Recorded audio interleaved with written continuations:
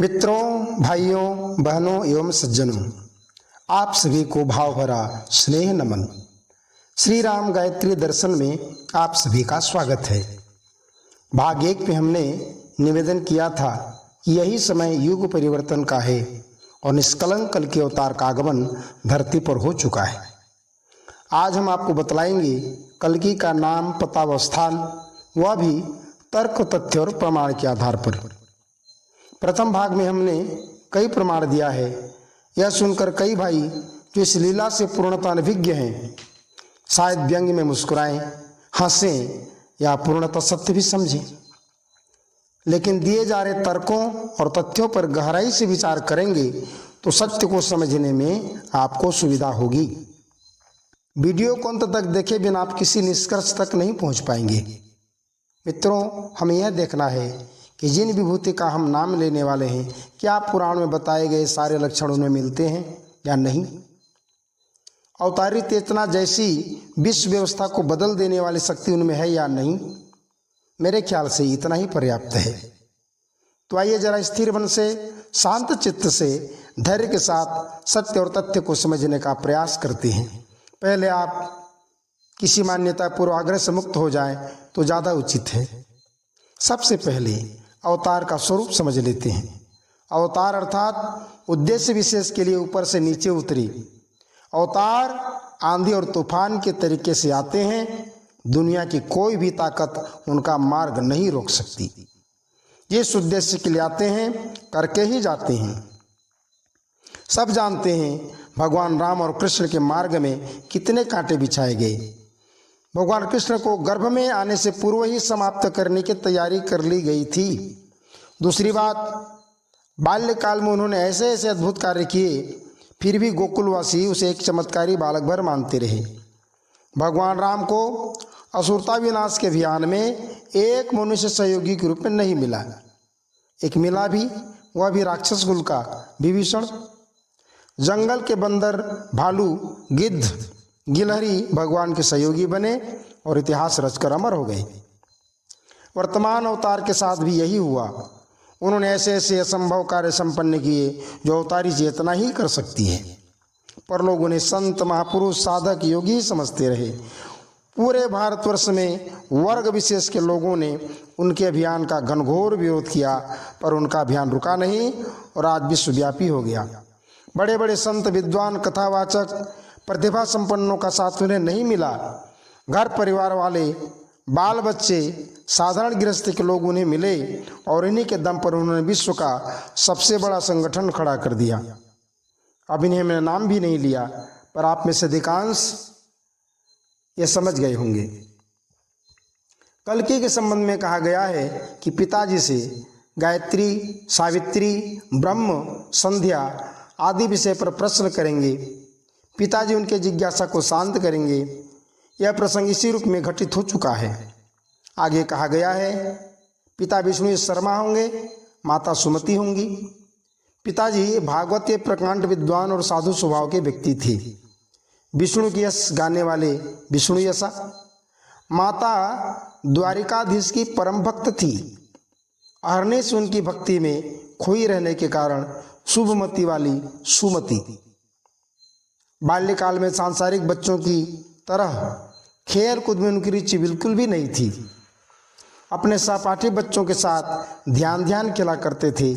बाल्यकाल में किसी सुनसान गुफा में ध्यान करने, हिमालय जाने के लिए घर से भाग निकलने वाली अनेक मधुर सरस घटनाओं को छोड़ भी दें तो किशोरावस्था में, जिस समय ऊंच नीच, जाति पाति, छुआछूत की मान्यता चरम पर थी, तब ये इन कुप्रथाओं के घनघोर विरोधी थी। सवर्ण लोग अछूत कहे जाने वाले वर्ग की परछाई से भी परहेज करते थे। ऐसे में ब्राह्मण परिवार का यह बालक अपने झोले में पूजा का सारा सामान रखकर उनके घरों में सत्यनारायण की कथा कर आते थे। जब तक गांव के पंडितों को पता चले और वे लठ लेकर दौड़े, तब तक यह बालक गन्ने के खेतों में छुपते छुपाते चंपत हो जाते थे और साथ में यह भी कह देते थे कि मेरा नाम बताकर कहना, यह सब मैंने जबरदस्ती किया है। कल्कि के संबंध में कहा गया है कि महेंद्र पर्वत के निवासी परशुराम उनके गुरु होंगे। महामना पंडित मदन मोहन मालवीय जैसे महापुरुष इनके लौकिक गुरु थे, जिन्होंने इस बालक को महामंत्र दीक्षा दी। 8 वर्ष का यह बालक बिना नागा महामंत्र का जप करते थे। 15 वर्ष की आयु पूर्ण होने पर सन 1926 वसंत पंचमी के दिन हिमालयवासी सूक्ष्म शरीरधारी मार्गदर्शक गुरु पूजा के दीपक से प्रकट हुए, परावाणी में बोध कराया और पिछले 4 जन्मों की झलक झांकी दिखलाई। प्रथम जन्म संत कबीरदास के रूप में, दूसरा समर्थ रामदास स्वामी, तृतीय जन्म रामकृष्ण परमहंस के रूप में, यह अंतिम जन्म है। इस जन्म में पूरे विश्व में ऋषि संस्कृति को पहुंचाना है, धरती पर सतयुगी परिस्थिति का निर्माण करना है। मार्गदर्शन एवं तप के लिए आपको हिमालय बुलाया जाएगा। अपने मन से आना नहीं है, संकेत मिले तभी आना। हिमालयवासी गुरु जिस दीपक से प्रकट हुए थे उसे अखंड कर दिया, और जिसको अब 100 वर्ष पूरे होने जा रहे हैं। पुराण में आगे कहा गया है कि कल्कि सपत्नीक 2 बार उत्तर की ओर प्रस्थान करेगा। कीटकपुर निवासी बौद्धों से उनका संग्राम होगा। वे उन्हें युद्ध में पराजित करेंगे, हरिद्वार में निवास करेंगे। बाद में उनकी धर्मपत्नी शासन व्यवस्था संभालेगी, आदि आदि। कीटकपुर निवासी बौद्धों से संग्राम का तात्पर्य क्या? संकीर्ण विचारधारा वाले, अर्थात खाने कमाने विषय भोग भोगने तक ही सीमित बौद्धों अर्थात बुद्धिवादी वैज्ञानिक, जिनके लिए ईश्वर, अध्यात्म, पूजा उपासना, धर्मशास्त्र, कर्मफल का सिद्धांत सब काल्पनिक है, केवल विज्ञान ही सत्य है। स्वर्ग नरक कोरा गप है। मित्रों, पुराण अलंकारिक शैली में लिखे जाते हैं। उनका निहितार्थ समझे बिना हम सत्य को समझ ही नहीं सकते। यहाँ प्रस्तुत अवतारी चेतना पुरुष द्वारा पुराण के इस कथन को सत्य सिद्ध कर दिखाया है। संपूर्ण विश्व में कहीं भी धर्म अध्यात्म को परखने के लिए कोई प्रयोगशाला नहीं बना, न इसकी कल्पना की जा सकी, जहाँ यह सिद्ध किया जा सके कि जप, ध्यान, प्राणायाम, मंत्र, यज्ञ, अनुष्ठान, सात्विक जीवनचर्या के परिणाम ये सब पूर्णतः विज्ञान सम्मत हैं, जिसकी सत्यता को आधुनिक यंत्रों से परखा जा सकता है। यहाँ इस महामानव के ने आधुनिक भौतिक यंत्रों से यज्ञ विज्ञान, मंत्र विज्ञान का शोध संस्थान ही खड़ा कर दिया, जहाँ आज भी आध्यात्मिक प्रतिपादनों के आधार पर शोध अनुसंधान जारी है। वर्तमान में कई देश के वैज्ञानिक इस शोध संस्थान से जुड़कर कार्य कर रहे हैं। इसी विज्ञान सम्मत प्रतिपादन का परिणाम यह निकला कि अब तक पश्चिम के लोग भारतीय संस्कृति, पूजा उपासना, जप ध्यान, मंत्र यज्ञ को ढोंग और पाखंड समझते थे, वहाँ हजार हजार कुंड के विशाल यज्ञ संपन्न हो गए। यही है बौद्धों को पराजित करना, उल्टी बुद्धि को उलटकर सीधा कर देना। आज तो विश्व के कई देश इन विषयों पर शोध कर रहे हैं। कल्कि के बारे में कल्कि पुराण में जो सबसे बड़ी बात कही गई है कि कल्कि सावित्री के उपासक होंगे, माथे पर चंद्रमा होगा। अब यहाँ पर अपने माथे पर जोर डालिए, इस युग में सावित्री का सिद्ध साधक कौन हुआ? 24 लाख के 24 महापुरुष शरण इस युग में तो कोई नहीं कर सका। पूर्व युग में महर्षि विश्वामित्र ही इस साधना को संपन्न कर पाए थे। बंधुओं, हम अपने मन से कुछ भी नहीं कह रहे, जो तथ्य है, जो सत्य है, वही आपके सामने रख रहे हैं। गायत्री के सिद्ध साधक के कहने के बाद नए लोग भी समझ गए होंगे, फिर भी हम नाम ले रहे हैं। पंडित मदन मोहन मालवीय ने, जिन्हें वेद मूर्ति की उपाधि प्रदान की, राष्ट्रपति सर्वपल्ली डॉक्टर राधाकृष्णन ने तपोनिष्ठ की उपाधि से विभूषित किया, काशी की विद्वत परिषद ने आचार्य की उपाधि से सम्मानित किया। पूरी दुनिया उनके नाम से अपरिचित नहीं है, लेकिन उनके अवतारी स्वरूप से जनसाधारण पूर्णतः अनभिज्ञ हैं। लोग उन्हें लेखक, दार्शनिक, संत, महात्मा, विद्वान भर मानते रहे, और वे हैं वेद मूर्ति तपोनिष्ठ पंडित श्री राम शर्मा आचार्य। आज हम उनके जीवन के उन रहस्यों से पर्दा उठाएंगे जो अपूर्व है, अद्वितीय है, आश्चर्यजनक किंतु सत्य है।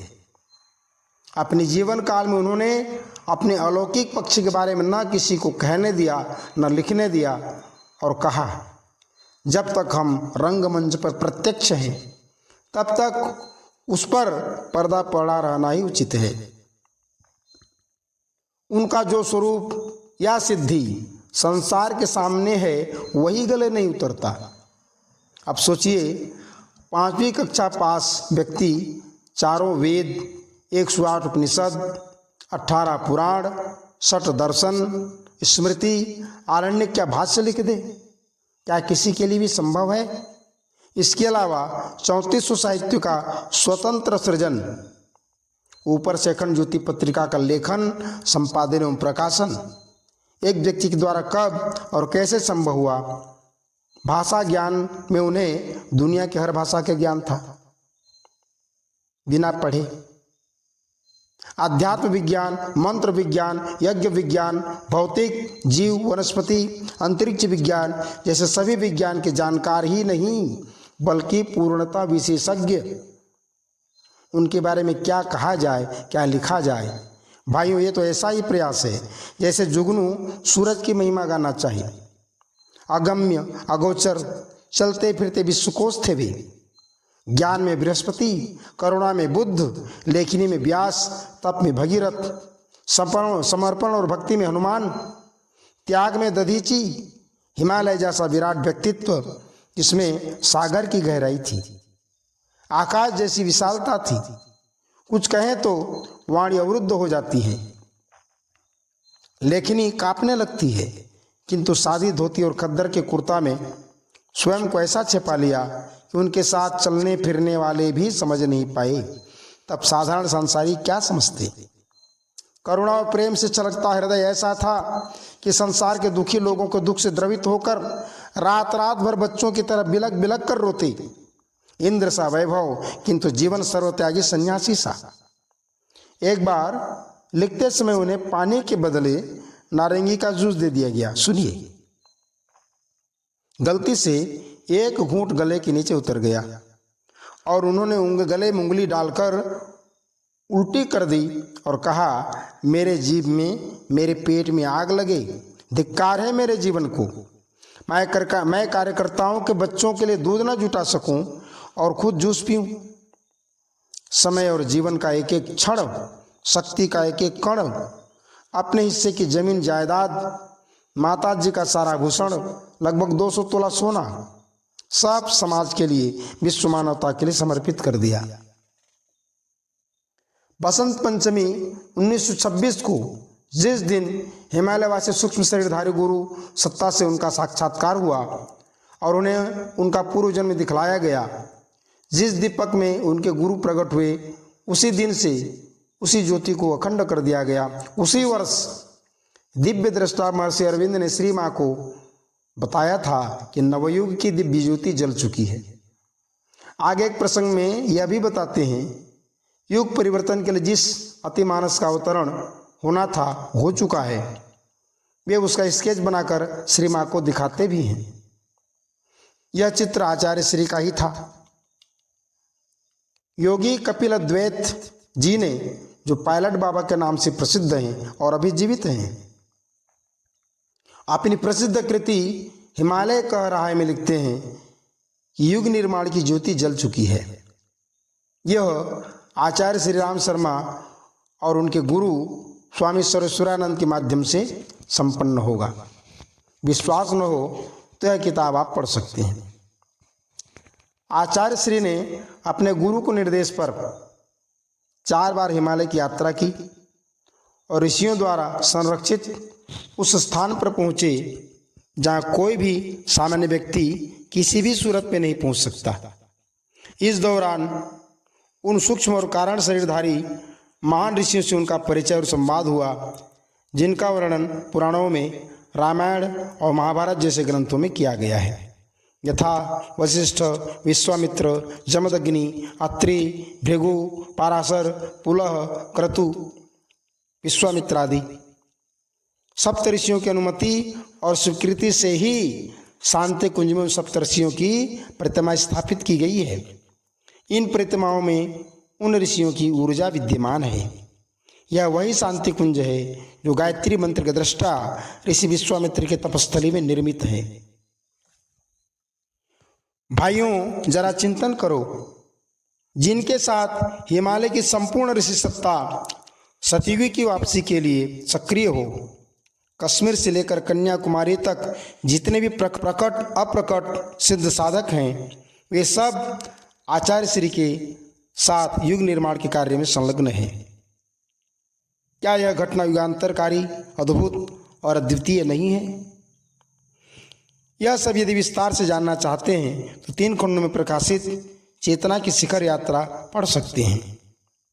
इस पुस्तक से आपको ज्ञात होगा कि सामान्य साधकों की बात छोड़िए, सिद्ध स्तर के योगी, वे योगी जिनका दर्शन भी जन साधारण के लिए दुर्लभ है, उनके शिष्य हैं। जब आचार्य श्री दुर्गम हिमालय के उस क्षेत्र में गए जहाँ हड्डी गला देने वाली भयंकर शीत है, वहाँ घने कोहरे में ढका एक साधक मिला। पास आने पर आचार्य श्री ने उसे पहचान लिया और पूछा, अच्छा तो ये तुम हो, बताओ शरीर को पारदर्शी बनाकर अदृश्य हो जाने की जो साधना मैंने बताई थी वो सिद्ध कर लिया क्या? शिष्य ने कहा, हाँ गुरुदेव, तो जरा करके दिखा। गुरु आज्ञा पाकर वह साधक ध्यानस्थ हो गया और धीरे धीरे शरीर कांच की तरह पारदर्शी हो गया।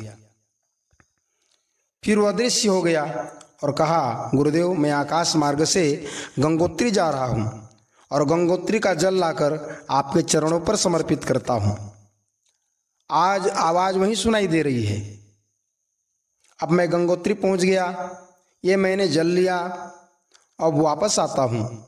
फिर साधक अपने पूर्ण रूप में प्रकट होकर गुरु चरणों में जल अर्पित कर प्रणाम किया। तब आचार्य श्री ने कहा, सिद्धियों में अटकना नहीं है, जीवन लक्ष्य की प्राप्ति में ही जीवन की सार्थकता है। कहकर वे अपने गुरु से मिलने आगे बढ़ गए। तो भाई साहब, जरा सोचिए, ये उनके एक शिष्य की क्षमता है। ऐसे उनके कितने सिद्ध साधक शिष्य हैं, कहना कठिन है। उनके आशीष में कितने मूर्ख विद्वान हो गए, दीन दरिद्र दुर्बल सबल सशक्त और धनवान हो गए। जब पूरा देश ब्रिटिश हुकूमत की गुलामी के अंधेरे में डूबा हुआ था, इससे मुक्त होना संभव लग रहा था, ऐसे में अंधेरे को चीरती हुई एक आवाज पूरे देश में गूंज उठी, मानो काल के भाल पर आग्नेय अक्षरों से लिख दिया, 21वीं सदी उज्जवल भविष्य, सावधान, नया युग आ रहा है। तब जन साधारण को तो विश्वास ही नहीं हुआ, नादान लोगों ने मजाक बनाया। आज देखिए, विद्वान, ज्योतिषी, कथावाचक सब के सब सतयुग की वापसी की बात कर रहे हैं। उज्जवल भविष्य के स्वप्न दृष्टा योद्धा सन्यासी स्वामी विवेकानंद ने भी कहा था, 21वीं सदी भारत की होगी। सूरदास जी की बात हम बता ही चुके हैं कि सन 1900 के ऊपर सतयुग का आगमन होगा। कल्कि पुराण में कल्कि का जो सबसे बड़ा लक्षण बताया गया है कि वे सावित्री के उपासक होंगे, महेंद्र पर्वत के निवासी परशुराम उनके गुरु होंगे। हिमालयवासी सूक्ष्म शरीरधारी गुरु सत्ता का उल्लेख हम कर ही चुके हैं। जहाँ तक गायत्री साधना की बात है, इस युग में गायत्री के इतनी कठिन साधना 24 लाख के 24 महापुरुष चरण कोई नहीं कर पाया। पूर्व युग में महर्षि विश्वामित्र ने ही इसे संपन्न किया था। युग निर्माण मिशन के अंतर्राष्ट्रीय प्रवक्ता विद्वान मनीषी डॉक्टर चिन्मय पंड्या एक घटना का जिक्र करते हुए बताते हैं कि एक बार वंदनिया माता जी के साथ हिमालय यात्रा के दौरान एक स्थान पर माता जी ने कहा कि ऊपर एक तपस्वी साधक हैं, उनसे मिलकर आओ। वे साधक एक महान योगी स्वामी कृष्णानंद जी के परम शिष्य थे। उन्होंने बताया, आप लोग अपने गुरु के बारे में कुछ भी नहीं जानते। पहले आचार्य जी गायत्री की साधना करते रहे, आजकल गायत्री उनकी साधना करती है। तात्पर्य क्या? अर्थात गुरुदेव और गायत्री में कोई अंतर नहीं रह गया, दोनों एक रूप हो गए। उनकी तप ऊर्जा इतनी प्रचंड है कि वह स्वयं अकेले युग निर्माण का कार्य कर रही है। आगे उस साधक ने अपने गुरु के बारे में बताया कि हमारे गुरुदेव की समाधि ऐसी लगती थी कि जब एक बार बैठ जाते तो 2-3 वर्ष तक उठते ही नहीं थे। उनकी शरीर की चमड़ी चट्टान से चिपक जाया करती थी। लेकिन जब आचार्य श्री साहित्य सृजन के लिए उनके गुफा में ठहरे तो हमारे गुरु कृष्णानंद जी दिन में 3 बार प्रणाम करने के लिए उठते थे। कल्पना कीजिए। कल्कि पुराण के अलावा भविष्यमालिका पुराण में भी कहा गया है कि कल्कि का प्रभाव विश्वव्यापी होगा। आज युग निर्माण मिशन भारत के बाहर 100 देशों तक फैल चुका है और सक्रिय है। आज छत्तीसगढ़ के बस्तर का एक भील आदिवासी गायत्री मंत्र यज्ञ का विवेचन कर रहा है, तो इसी प्रकार दूसरी ओर अफ्रीका के जंगलों में रहने वाले कबायलियों को गायत्री मंत्र सिखाए। लॉस एंजल्स, टोरंटो और लंदन में हजार कुंड की यज्ञ हो गए। जो कभी पूजा पाठ को ढोंग समझते थे, आज वे वैदिक मंत्रों का उच्चारण करते हुए आहुति दे रहे हैं। क्या ये विश्व इतिहास की युगांतरकारी घटना नहीं है? आज भारत के छोटे छोटे गांव भी यज्ञ धूम्र के सुगंध से पवित्र हो रहे हैं। भारत की हवा में अब गायत्री मंत्र गुंजरित हो रहा है। अब आपको और क्या प्रमाण चाहिए? अवतार का मार्ग कोई भी अवरुद्ध नहीं कर सकता। जिस समय नारियों को वेद और गायत्री का अधिकारिणी नहीं माना जाता था, उस समय आचार्य जी ने संपूर्ण देश में यज्ञ कार्य के संचालन के लिए ब्रह्मवादिनी बहनों की टोली निकाल दी। कल्कि के बारे में कहा गया है कि वह आर्ष साहित्य को उद्धार करेगा। 5वीं कक्षा पास करने वाले आचार्य श्री ने 4 वेद, 18 पुराण, 108 उपनिषद, स्मृति, आरण्यक, ब्रह्मसूत्र, 6 दर्शन का भाष्य कर दिया। क्या ऐसा असंभव कार्य अवतारी चेतना के सिवाय कोई दूसरा कर सकता है? इसके अलावा 3400 साहित्य का स्वतंत्र सृजन के अलावा अखंड ज्योति पत्रिका का लेखन संपादन के अलावा प्रतिदिन हजारों पत्रों का उत्तर लिखना, समाधान देना, समय के साथ संगति बिठाएं या बिठाई जाए तो 5 व्यक्ति बिना भोजन, शयन और विश्राम के 80 वर्ष तक निरंतर लिखते रहें तब भी संभव नहीं। तब एक व्यक्ति द्वारा ये कैसे संभव हुआ? वैज्ञानिकों के लिए शोध का विषय है।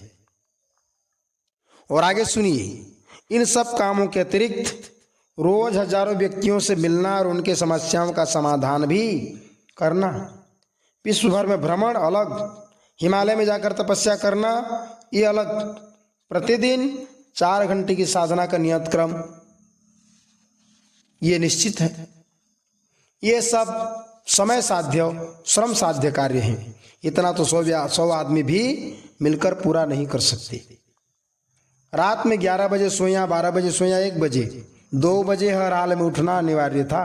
तो प्यारे दर्शकों, मैं तो कुछ भी नहीं बता पा रहा, ये मेरी व्यवस्था है। फिर वो सोते कब थे?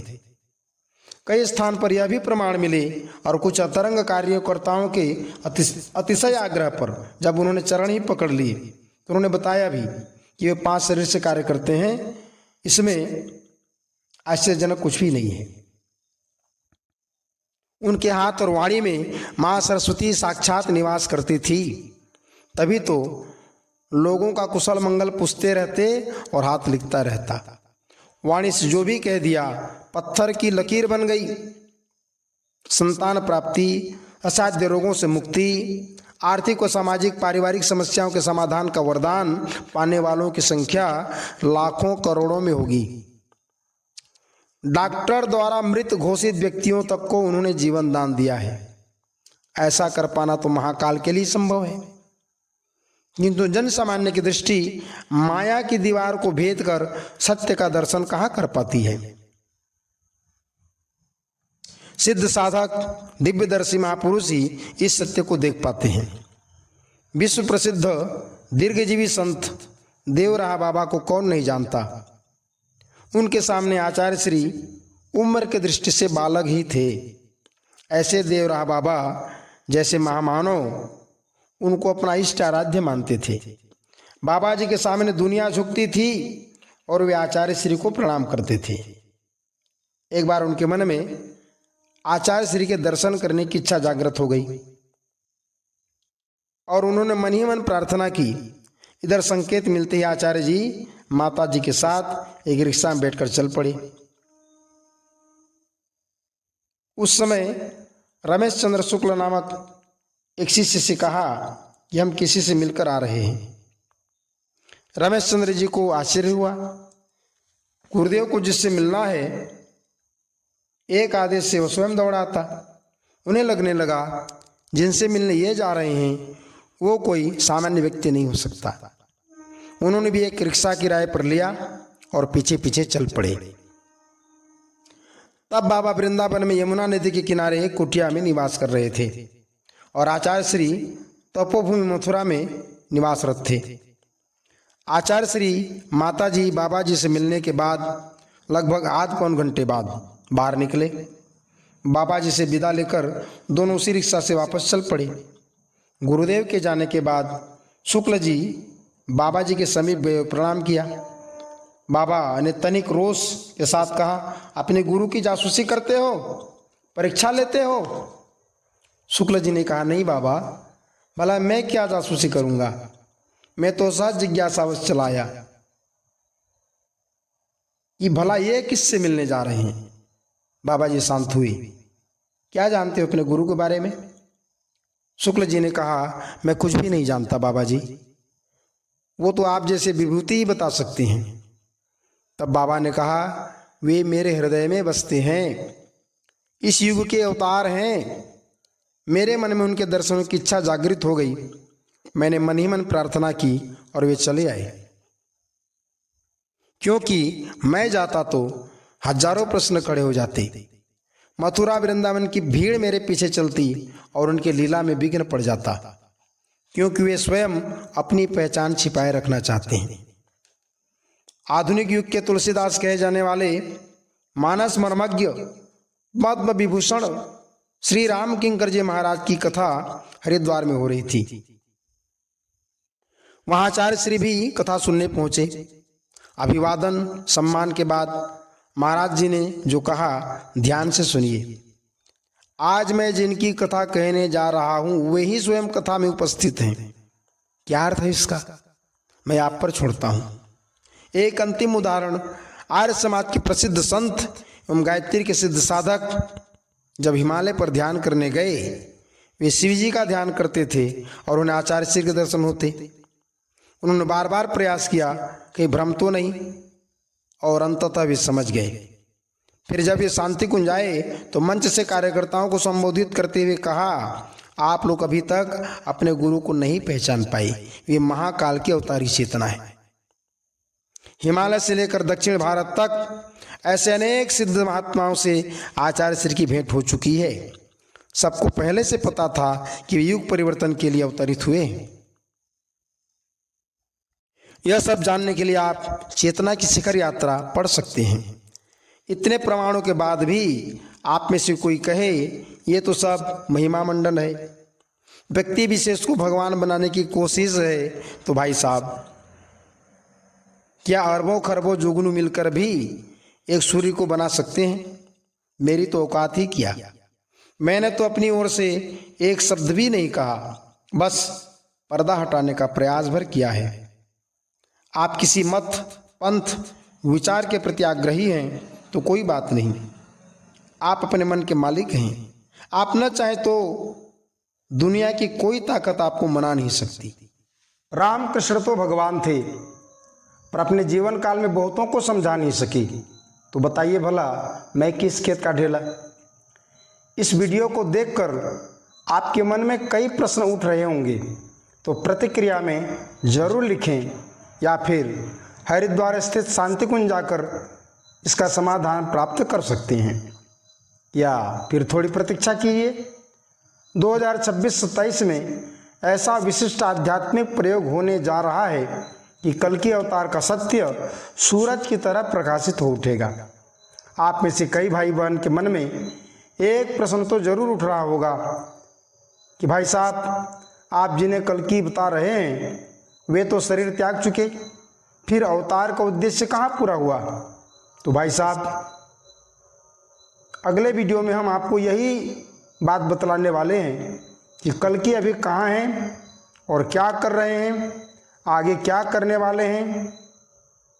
आपने अगर पूरा वीडियो धैर्य के साथ देखा है तो सिद्ध हो गया कि आप एक विचारशील और जिज्ञासु व्यक्ति हैं, जन सामान्य से अलग। आप प्रतिक्रिया में व्यंग करें, आलोचना करें या शुभकामना दें, मैं उसको अपने प्रति आपका प्यार ही समझूंगा। मैं आप सबके उज्जवल भविष्य की प्रार्थना करता हूँ। आप सब सुखी हों, समृद्ध हों, आपका जीवन मंगलमय हो। वीडियो अच्छा लगा हो तो सब्सक्राइब करें, शेयर करें, लाइक करें। जय कल्कि, जय महाकाल, ओम शांति।